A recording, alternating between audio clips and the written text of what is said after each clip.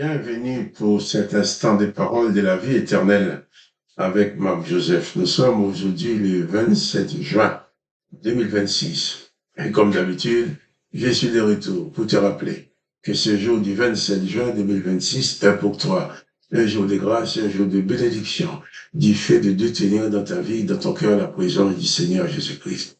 Le Seigneur Jésus-Christ est celui qui te dit, je suis avec toi tous les jours jusqu'à la fin du monde. Et lorsque Jésus est avec toi, il n'est pas avec toi pour te piéger, comme c'est souvent passé dans l'Ancien Testament. Par exemple, lorsque Pharaon a été piégé, l'Éternel lui ordonne des ordres et lui oblige à désobéir pour pouvoir le punir à cause de sa désobéissance. Mais Jésus n'exerce pas Jésus n'utilise pas cette façon de faire, c'est pas son affaire, ça. Jésus-Christ vient parce que Dieu le Père, qui n'est pas les condamnateurs, qui n'est pas les piégeurs, l'a envoyé sur la terre pour révéler aux humains l'existence de ce Dieu d'amour que personne n'avait connu avant. Et c'est ce Dieu que Jésus-Christ dit que ce Dieu a tellement aimé le monde qu'il a donné son Fils unique afin que quiconque croit en lui ne périsse point, mais qu'il ait la vie éternelle. Jésus-Christ est avec toi, pas de panique. Ce n'est pas ton juge, ton condamnateur, ton geôlier, mais c'est uniquement ton sauveur. Et avec Jésus-Christ, chaque jour, chaque instant est un instant de grâce. Car Jésus-Christ est le promoteur de la grâce. Jésus-Christ n'a jamais condamné personne, même ceux qui l'ont injurié, même ceux qui ont inventé des mensonges pour le faire condamner, même ceux qui l'ont couru sur la croix, même Judas qui l'a trahi, il ne l'a pas condamné. Au contraire, Jésus a dit, Père, pardonne-leur, car ils ne savent ce qu'ils font. Jésus-Christ est source de pardon, source de miséricorde. Il est la source intarissable de la grâce. Et si Jésus-Christ demeure dans ta vie, chaque instant de ta vie est obligatoirement un instant de grâce. Un instant de grâce pour toi. Mais aussi, tu vas veiller à ce que ce soit un instant de grâce pour ceux qui t'entourent, ceux qui vont te faire la peine, ceux qui vont te faire mal, ceux qui ne vont pas être gentils avec toi. Tu vas devoir leur faire grâce dans la même dimension que tu as reçu la grâce de Dieu. Eh bien, tu vas faire grâce aux autres exactement pareil. D'ailleurs, dans la prière du Notre Père, quand j'ai dit voici, a appris à ses disciples en disant voici comment vous devez prier. Dans cette prière, Jésus demande à ses disciples de s'engager à pardonner. Pardonne-nous nos offenses, comme nous aussi nous pardonnons à ceux qui nous ont offensés. Jésus-Christ est la source de la grâce, la source du pardon. Si tu as envie, si tu ouvres ton cœur à Jésus-Christ, tu viens à lui maintenant, il ne va pas se donner la peine de te reprocher telle ou telle chose que tu as faite. Il ne va pas se donner la peine de te rappeler tes torts, te rappeler tes fautes. Il ne va pas te juger, il ne va pas te condamner. Il va uniquement te sauver. Car Jésus-Christ est uniquement sauveur.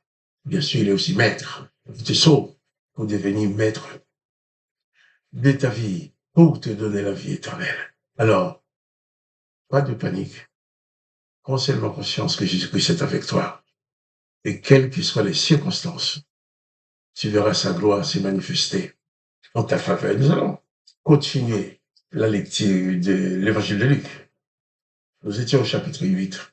Et là, nous allons lire à partir du verset 22. Hier, nous avons lu ce passage où Jésus disait que ses parents, son père, sa mère, ses frères, ses sœurs, ce sont ceux qui écoutent ses paroles et qui les mettent en pratique. Et c'est par cette parole que tu deviens enfant de Dieu. Alors tu es frère de Jésus. Tu es sœur de Jésus. Si tu écoutes sa parole et tu la mets en pratique. Et là, au verset 22, il nous dit, un jour, Jésus monta dans une barque avec ses disciples et il leur dit, passons de l'autre côté du lac. Et ils partirent. Pendant qu'ils naviguèrent, Jésus s'endormit. Un tourbillon fondit sur le lac. La barque se remplit d'eau et il était en péril. Les disciples s'approchèrent, le réveillèrent en disant, Maître, nous périssons. S'étant réveillé, il menaça le vent et le flot qui s'apaisèrent et les calmes en revint. Puis il leur dit, où est votre foi? Où est votre foi? Saisis de frayeur et d'étonnement, ils se dirent les uns aux autres, quel est donc celui-ci qui commande même au vent et à l'eau, et à qui ils obéissent? Jésus dans la barque avec ses disciples. Et c'est lui qui leur a ordonné de traverser les lacs. Et dans la barque, Jésus s'est endormi, il se reposait, et la tempête s'est levée. Et effectivement, humainement parlant, la barque était en péril. Et ses disciples qui avaient l'habitude de naviguer, plusieurs d'entre eux étaient des pêcheurs, ils avaient l'habitude, ils connaissaient les lacs, ils connaissaient les tempêtes du lac. Alors, ils vont dire à Jésus, Maître, nous périssons. Face à cette difficulté, sur laquelle ils n'avaient pas de la maîtrise. Il y a des choses que nous pouvons maîtriser. Quand ces choses-là arrivent, nous ne pensons même pas à prier, demander à Dieu de nous aider. On sait que nous pouvons. Tu sais que tu peux le faire. Tu n'as même pas prié pour ça. Mais là, quand tu es face à une tempête, l'eau qui se déchaîne, la tempête qui se déchaîne, tu n'as aucune solution. Tu n'as aucun moyen de t'en sortir toi-même. Et les disciples étaient en détresse. Ils s'approchaient de Jésus et le réveillèrent en disant, Maître, nous périssons. Ses disciples se voyaient déjà en train de périr, en train de mourir. Alors, s'étant réveillé, Jésus menaça le vent et le flot qui s'apaisèrent et le calme revint.